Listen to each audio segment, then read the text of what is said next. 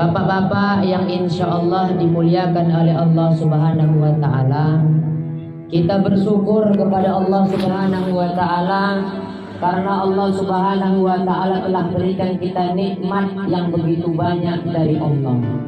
Apa kata Nabi Muhammad?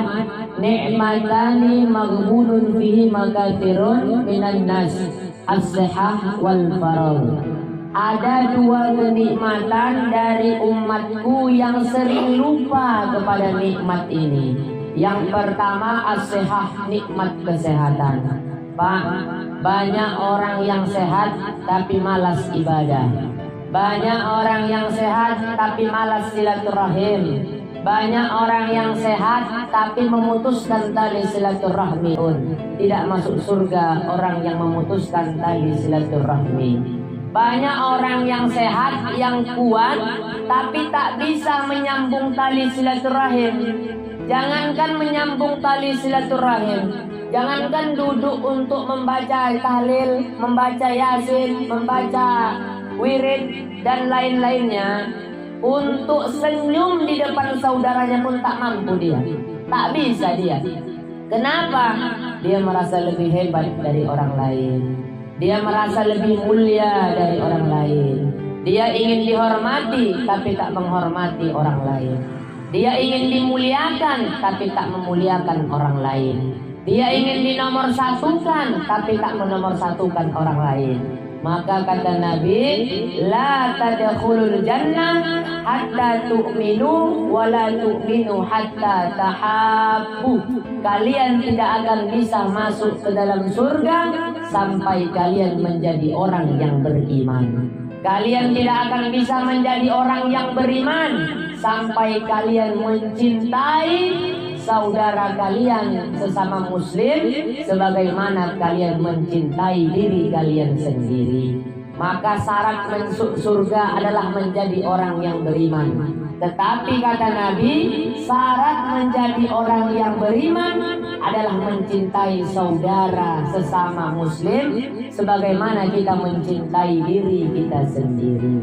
Maka tak ada dengki, tak ada sombong, tak ada merasa lebih baik, tak ada hasad, tak ada penyakit hati kepada orang lain, apalagi tentang kepada saudara sesama muslim kita. Karena qul la ilaha illallah tuflihu. Kita bersaudara dari kalimat la ilaha illallah. Lalu bagaimana dengan orang yang memutuskan tali silaturahim? Apa padilahnya kita duduk di sini, Pak?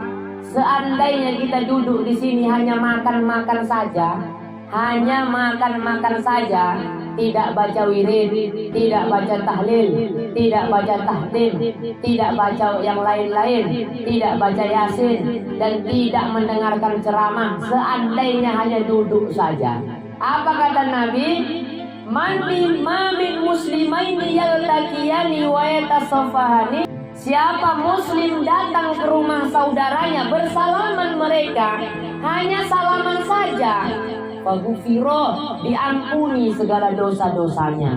Mungkin kita punya silap kata, Pak. Selama setahun kita mungkin Idul Fitri lah meminta maaf, ya kan, Pak? Itu pun gak minta maaf, entah tidaknya. Kadang tak juga, tak jumpa di masjid. Jadi yang pertama, ada kadang kawan kita habis itu salam langsung pulang dia, tak sempat salaman. Jadi kita hanya duduk makan saja. Ini kata Nabi, ketika kita salaman, ketika salaman itu berguguran dosa kita sesama muslim tadi. Mungkin ada, Pak, perkataan kita yang menyakiti hati saudara kita nggak tahu. Mungkin ada seloroh kita, bercanda kita, tak sengajanya kita, yang kita rasa perkataan ini hanyalah enteng, hanyalah candaan, tapi sakit di hatinya, Pak. Sakit rupanya di hati saudara kita. Masuk rupanya ke lubuk hatinya yang paling dalam. Sakit hati dia nengok candaan kita. Kapan kita meminta maaf? Nunggu Idul Fitri. Kadang tak sempat umur kita ke situ. Maka ketika wirid inilah kita bersalaman, kita bersama berjamaah, disitulah Allah ampunkan dosa-dosa yang tidak kita ketahui. Mungkin lisan kita pernah menyakiti hati saudara sama muslim kita. mungkin perkataan kita, mungkin tatapan kita yang pikirnya mengejek dia, mungkin bisikan kita dengan kawan kita yang pikirnya membisiki dia, merasa dia, tersindir dia, mungkin ucapan kita yang pikirnya menyindir dia, mungkin tatapan kita yang pikirnya kita benci sama dia, mungkin segala hal yang tanpa kita sadari. Karena apa? Kita manusia biasa. Kullu bani Adam khoto'an wa khairu khoto'in at-tawwabun. Anak Adam, manusia, tak luput daripada dosa. Kadang perkataan berbuat dosa menyakiti hati orang lain, kadang mata berbuat dosa, kadang kaki berbuat dosa, kadang tangan berbuat dosa, kadang pikiran berbuat dosa. Karena kita adalah makhluk berdosa, maka sebalik-balik makhluk berdosa terus memohon ampun kepada Allah Subhanahu wa ta'ala. Tak ada cara lain. Terus memohon ampun, meminta maaf kepada Allah. Karena kita sejatinya adalah makhluk yang memiliki dosa yang begitu banyak kepada Allah Subhanahu wa ta'ala. Maka bapak-bapak yang dimuliakan oleh Allah Subhanahu wa ta'ala, maka inilah yang dicintai oleh Nabi. Orang yang berkumpul, wa majtama'a qaumun fi baitin min buyutillah yatluna kitaballah wa yatadarusuna bainahum illa nazalat alaihimus sakinah wa ghasyiyatuhumur rahmah wa haffathumul malaikah wa dzakarahumullahu fi man indah. Orang yang berkumpul di dalamnya membacakan zikir, membacakan tahlil, membacakan tahmid, membacakan yang lain-lain, wirid, yasin, membicarakan tentang kebaikan-kebaikan dan kebesaran Allah, maka dia dikerumuni para malaikat. Kita ini Pak, mungkin yang hadir berapa orang? Ada 40, 30. Sekitar gitulah. Tapi lebihnya insya Allah dari hadis ini yang hadir adalah malaikat. Ustaz, nggak ada malaikat yang banyak nyamuk. Nggak mungkin malaikat nyamar dari nyamuk. Malaikat tak nampak kita. Kenapa nyamuk banyak? Nyamuk ini ikut wirid juga dia Pak.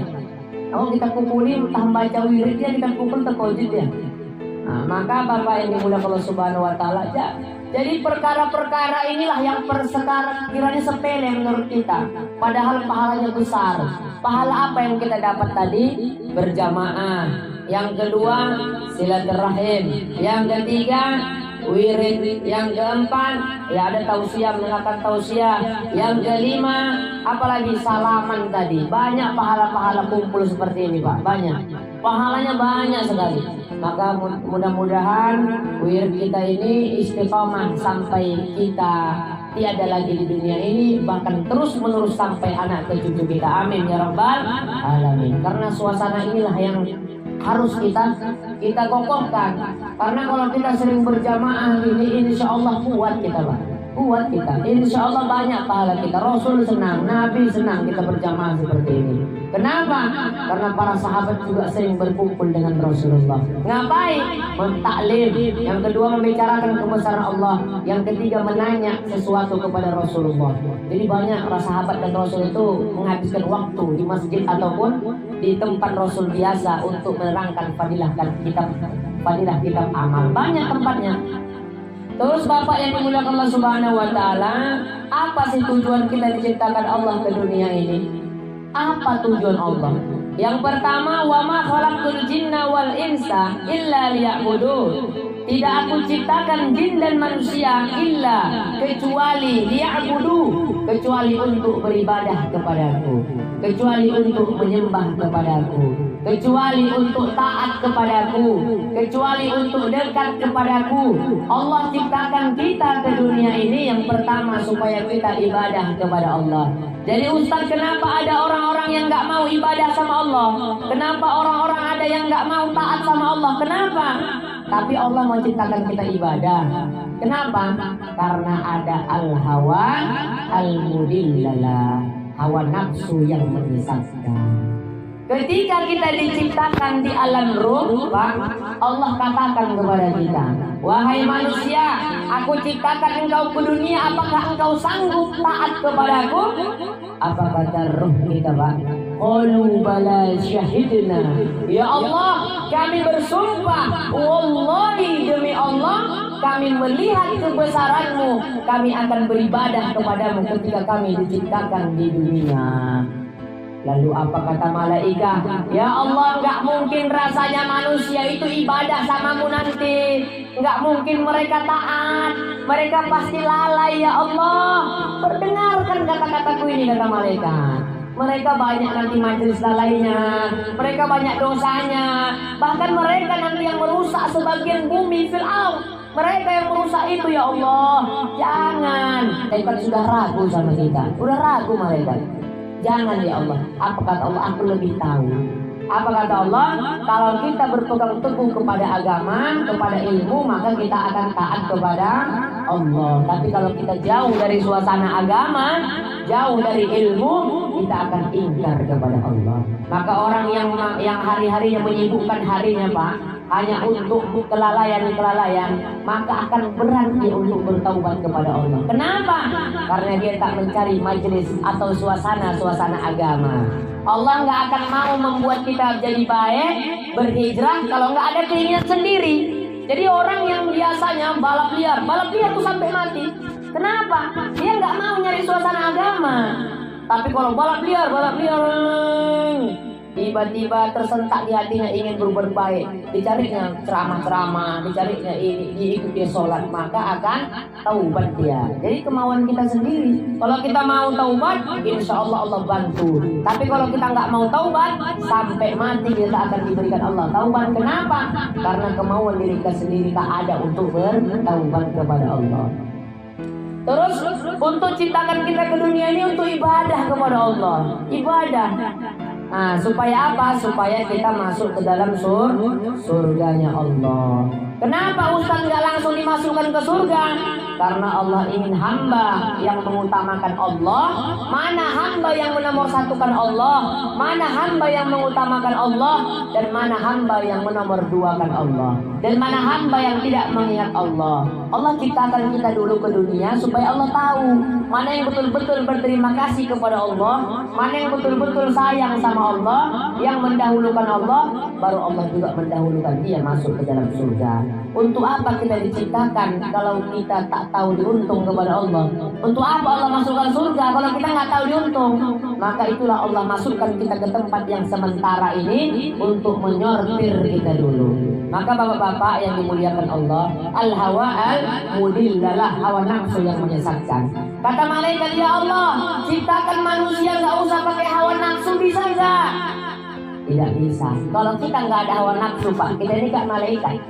Kayak malaikat kita ini. Sholat terus, zikir terus, ibadah terus. Tapi kenapa ada hawa nafsu ciptakan Allah ini? Apa kata Rasul? La yu'minu ahadukum hatta yakuna hawahu taba'an lima jitu bihi. Tidak sempurna keimanan kalian sampai hawa nafsu kalian tunduk kepada kalian dan kepada agama yang kubawa. Hawa nafsu ini kalau kita ikuti sesat kita Pak. Al-hawa al-mudillalah, hawa nafsu yang menyesatkan. Kita ingin sholat, Allahu Akbar. Hawa nafsu kita ingin nonton keyboard. Kita ingin ibadah zikir, ya Allah habis ini aku zikirlah dulu. Ketika itu hawa nafsu kita ingin nyanyi. Kita ingin supaya hijrah lebih baik lagi, nggak menggosipi orang. Hawa nafsu kita meronta-ronta ingin menggosipi keburukan orang lain. Itulah hawa nafsu itu. Kita ingin lama-lama di masjid sholatnya enak. Tiba-tiba hawa nafsu kita kepikiran, makanlah, pulanglah, capek lah di masjid, ulang dulu lah. Inilah hawa nafsu yang merusak kita bilang. Hawa nafsu ini, kalau kita nggak punya hawa nafsu, kita jadi orang paling taat di dunia ini. Bahkan kalah sama malaikat, kalah. Tapi karena ada hawa nafsu inilah menjadikan kita lemah dari segala hal. Bagaimana caranya? Seperti kata Nabi tadi, la yu'minu ahadukum hatta yakuna hawahu taba'an lima jitu bihi. Enggak sempurna iman kalian sampai hawa nafsu kalian tunduk kepada agama yang kubawa. Contohnya apa? Bagaimana? Terus di suasana agama, itulah menghilangkan hawa nafsu itu. Yang kedua, untuk apa Allah ciptakan kita ke dunia? Yang kedua ialah untuk wa idz qala rabbuka lil malaikati inni ja'ilun fil ardi khalifah. Allah ciptakan kita ke dunia untuk menjadi khalifah, pemimpin, Pak. Menjadi pemimpin. Pemimpin untuk siapa? Untuk diri sendiri dan untuk keluarga kita. Ar-rijalu qawwamuna 'alan nisa. Kita akan dimintai pertanggungjawaban atas keluarga kita, Pak. Istri kita, anak kita. Kalau kita yang berbuat dosa, Pak, yang mendapatkan dosa kita aja, istri kita enggak. Tapi kalau istri kita yang berbuat dosa, dia dapat dosa, kita dapat dosa juga. Kalau anak gadis kita berbuat dosa, dia dapat dosa, kita pun dapat dosa. Tapi kalau kita yang berbuat dosa, kita aja, orang itu nggak ngaruh. Maka itulah laki-laki ar-rijalu qawwamuna 'alan nisa. Laki-laki harus siap jadi pemimpin untuk keluarganya.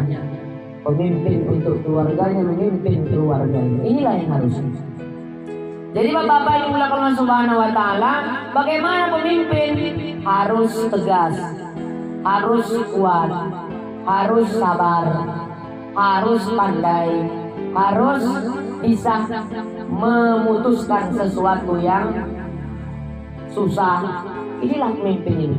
Jadi bapak-bapak adalah kekuasaan untuk memutuskan sesuatu kepada ibu itu, kepada anaknya. Apapun dilarang itu menjadi kewajiban. Kalau dia melawan, berarti dia tidak diridhoi oleh suami. Lau amartu ahadan ayyasjuda li ahadin la amartu mar'ata an tasjuda li zawjiha min idhami haqqi 'alaiha. Apabila seorang istri melawan kepada suami, sampaikan, Pak, sampai mati pun kalau dia tak minta maaf, Allah tak akan meridhoinya sampai dia dimasukkan ke dalam neraka jahanam. Tapi kita suruh dengan kebaikan. Yang ketiga, untuk apa Allah ciptakan kita ke dunia? Kuntum khaira ummatin ukhrijat linnas ta'muruna bil ma'ruf wa tanhauna 'anil munkar wa tu'minuna billah. Yang ketiga, Allah ciptakan kita ke dunia untuk mengajak manusia kepada kebaikan dan mencegah kepada kemungkaran. Fadzakir fa inna dzikra tanfa'ul mu'minin. Berilah peringatan kepada saudara muslim karena itu bermanfaat bagi mereka. Jadi bapak-bapak, yang pertama itu untuk beribadah, yang kedua untuk menjadi pemimpin, dan yang ketiga supaya mengajak manusia kepada kebaikan. Maka hal-hal kebaikan itu adalah sunnah yang dianjurkan oleh Nabi Muhammad SAW. Lalu apa tujuan kita di dunia ini? Kalau hanya untuk mati aja kayaknya nggak mungkin, Pak. Kalau kita ini apa kata Allah? Kullun nafsin dha'iqatul maut. Tiap-tiap yang bernyawa pasti akan mati. Qul innal mautal ladzina tafirruna minhu fa innahu mulaqikum. Walaupun kamu mau menjauh dari yang namanya kematian, kamu mau lari dari kematian kemanapun, bahkan ke bawah batu, bahkan ke ujung dunia, bahkan ke sudut-sudut yang paling tempat kecil, tak akan bisa kita hindari yang namanya kematian. Kita pasti akan mati. Mungkin sudah banyak saudara kita, kakak kita, abang kita, adik kita, bahkan orang tua kita yang telah mendahului kita, bahkan tetangga kita yang telah dipanggil oleh Allah Subhanahu wa taala. Apa kata Nabi? Ketika ada saudaramu meninggal dunia, maka kau antarkan ke kuburannya, urus jenazahnya, dan ambil satu pelajaran, bahwa kita pun pasti akan mati dan pasti akan diantarkan oleh saudara kita dan juga dimandikan dan juga disolatkan. Maka tabadulan, tabaddala ya tabaddalu, saling bergantian, Pak. Hari ini mungkin aku yang menyolatkan jenazahnya, tapi mungkin besok dia yang menyolatkan jenazahku. Hari ini mungkin aku yang mengantarkan jenazahnya ke kuburan, tapi mungkin besok dia yang, mungkin besok aku yang diantarkan oleh orang-orang ke kuburan. Hari ini mungkin aku yang menggali kuburannya, mungkin esok mereka yang menggali kuburan untukku. Maka bergantian. Inilah. Jadi bapak-bapak yang dimuliakan Allah Subhanahu wa taala, maka bukan mati yang harus kita hindari, bukan kematian yang harus kita takuti, tapi bagaimana kita mati dalam keadaan husnul khatimah, mati dalam keadaan baik, mati dalam keadaan ibadah kepada Allah, agar mati kita masuk ke dalam surganya Allah Subhanahu wa taala. Man mata wa huwa ya'lamu annahu la ilaha illallah dakhalal jannah. Siapa yang mati yang mampu mengucapkan kalimat la ilaha illallah di akhir hayatnya, dakhalal jannah, maka dia masuk ke dalam surganya Allah Subhanahu wa taala. Kita tak bisa menghindari yang namanya kematian, Pak. Tak bisa. Mau lari pun kemana kita nggak bisa. Yang namanya kita mungkin tak sadar, mungkin kita dulu masihlah anak muda yang kuat. Mungkin kita adalah anak-anak yang dimarahi oleh ayah kita. Mungkin kita adalah anak-anak yang disuapkan makan oleh ibu kita. Tanpa kita sadari sekarang ternyata kita sudah lama hidup di dunia ini. Ternyata kematian tak bisa kita hindari, tapi kita bisa membuat mati yang indah, mati yang elok, dan mati untuk mendapatkan keriduan Allah Subhanahu wa taala. Hari ini banyak orang bagaimana berpikir agar hidupnya baik, Pak. Bagaimana kehidupannya baik, bagaimana agar rumahnya bagus, bagaimana agar hidupnya terjamin, agar hidupnya baik. Tapi hari ini orang lupa bagaimana memikirkan cara mati yang baik. Banyak orang hari ini, Pak, yang sibuk mengejar dunia, tapi dia lupa ternyata maut sudah ada di belakangnya. Kita nggak tahu kematian itu seperti pohon kelapa, Pak. Buahnya ada yang kecil kadang jatuh, ada yang besar kadang jatuh, ada yang tua jatuh, ada yang muda juga jatuh. Kita ini tinggal nunggu undian aja. Siapa yang dipanggil Allah, mau nggak mau, terima nggak terima, siap nggak tersiap. Ketika Allah katakan kesini, ta'al, datanglah engkau menghadap kepadaku, maka disitulah kita menghadap kepada Allah. Ketika itu datanglah malaikat Israel, datang kepada kita menanyakan, ya Allah, apakah Fulan bin Fulan ini, apakah si ini yang akan kucabut nyawanya? Kata Allah, na'am, iya, tafadhal, silahkan ambil dia nyawanya. Ketika itu malaikat, Pak, ketika melihat kita ternyata masuk neraka, malaikat Israel ketika ingin mencabut nyawa kita, dilihatnya banyak dosa kita, dilihatnya banyak kesalahan kita, menangis dia nyabut nyawa kita, Pak. Apa katanya? Ya Allah, ini adalah hamba yang banyak dosa. Kalau dia mati sekarang, apakah dia masuk ke dalam surga? Rasanya tak mungkin, ya Allah. Di situ malaikat Israel mencabut nyawa kita, Pak, sambil meneteskan air mata dan teringat perkataan Rasul bahwa Nabi Muhammad sangat sedih ketika umatnya meninggal dalam keadaan banyak dosa. Nabi Muhammad sangat bersedih ketika umatnya meninggal belum sempat bertaubat kepada Allah. Maka Israel mencabut nyawa kita. Di situ kita melirik kesakitan, ya Allah. Kadzalika fi sakratul maut. Di situ nyawa kita di tenggorokan. Di situ kita menangis dan sadar, ya Allah, kita ingat kepada Allah, tapi tak ada gunanya lagi. Kita ingat kepada Allah, ya Allah, ada kadang-kadang sakit seperti ini kan sakaratul maut ini, ya Allah. Apa tak bisa dikurangi, ya Allah? Aku menyesal karena berbuat dosa. Aku menyesal tak sempat taubat, ya Allah. Sakit sekali, ya Allah. Seandainya sakaratul maut itu ulama katakan seperti kambing yang dikulitin hidup-hidup. Yang kedua, seandainya 7 samudra diminumkan kepada orang yang hendak sakaratul maut, tak akan mungkin kehausannya hilang karena sakitnya sakaratul maut itu. Orang yang sakaratul maut lupa keluarga, Pak, lupa anak, lupa cucu, lupa istri, semua lupa. Bahkan dengan dirinya sendiri dia lupa karena menahankan sakaratul maut. Ketika Rasulullah sakaratul maut, Rasul pun menangis. Berkata Rasul kepada Allah, ya Allah, sakit seperti ini sakaratul maut. Apakah umatku nanti akan merasakan sakit yang sama, ya Allah? Apa kata Allah? Iya, umatmu akan merasakan sakit yang sama. Ya Allah, tolong ringankan sakaratul maut umatku. Umatku tak akan sanggup, umatku tak akan kuat. Timpahkan semua sakaratul maut umatku untukku, ya Allah. Biar aku yang merasakannya, mereka tak akan sanggup. Inilah doa Nabi yang tak dikabulkan oleh Allah. Karena semua manusia wajib merasakan sakitnya sakaratul maut. Wajib merasakan sakitnya sakaratul maut. Jadi, Pak, tak ada pilihan kita lagi. Kita hidup di dunia ini pasti akan mati. Mungkin kumpulan kita di sini, entah sayanya pula yang ngomong ini duluan, entahnya siapa, kita nggak tahu. karena takdir kita sudah dicatat 50.000 tahun di Lauhul Mahfuz sebelum kita diciptakan di dunia ini. Tak bisa kita hindari namanya kematian. Sekuat apapun kita menghindari yang namanya kematian, tak akan pernah bisa kita hindari yang namanya kematian.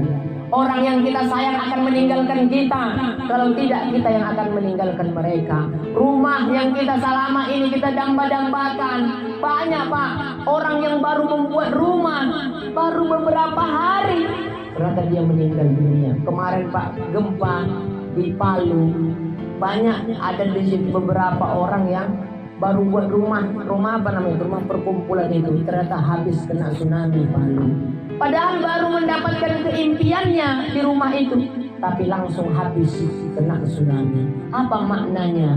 Hal-hal yang kita banggakan belum tentu selamanya untuk kita. Walaupun tak kita yang meninggalkan, ternyata dia yang meninggalkan kita. Maka perlu hal yang perlu kita siapkan Pak. Masalul ladzi yadhkur rabbahu wal ladzi la yadhkur rabbahu masalul hayy wal mayyit. Yang pertama adalah berzikir kepada Allah. Jangan tinggalkan kita punya sholat Pak. Secapek apapun kita tetap sholat. Jangan ada kata nanggung. Misalnya kita sholat zuhur, asar nggak sholat, maghrib nggak sholat, isya nggak sholat, bablas nggak sholat. Jangan Pak. Kalau kita cuma sanggupnya sholat maghrib saja dulu. Kalau kita cuma sanggupnya maghrib isya aja dulu. Jangan ada kata tanggung. Nggak ada yang percuma di dunia ini. Nggak ada yang percuma di dunia ini. Kalau kita cuma bisa ya sholat tiga waktu dulu. Jangan belas-belas, nggak ada Pak. Istiqomahkan dulu. Sholat itu adalah amalan yang pertama yang akan memberikan syafaat kepada kita, yang akan menolong kita. Setelah sholat Al-Quran, setelah Al-Quran apa? Nabi Muhammad SAW. Maka sholat ini jangan dibelas-belasan tinggal Pak, jangan. Sekuat apapun kita, Ustadz aku bisanya cuma maghrib, lah baksa, maghrib dulu. Ustadz aku bisanya cuma isya, udah isya nggak apa-apa dulu lah. Bertahap Pak, bertahap. Jangan belas-belas, udah tanggung lah. Tadi maghrib udah enggak, zuhur udah enggak usah lah. Nanti besok aja lah, besok ke besok. Jangan. Karena nggak ada yang kita banggakan di dunia ini nanti kecuali sholat kita. Bahkan orang-orang yang kita sayang di dunia nggak bisa nolong kita. Anak kita, istri kita yang kita bangga-banggakan, yang kita perjuangkan sampai kita mati-matian, sampai keringatan, sampai capek kita, nggak bisa nolong kita di akhirat. Bahkan mereka, dari kebanyakan dari mereka yang malah menyebabkan kita masuk ke neraka. Bahkan anak istri kita yang kita mati-matian nyekolahkannya, membiayainya, capek kita. Bahkan mereka juga bisa jadi penyebab kita masuk ke dalam neraka. Maka jangan tinggalkan kita punya sholat. Jaga kita punya sholat. Sesibuk apapun sholat yang kita utamakan.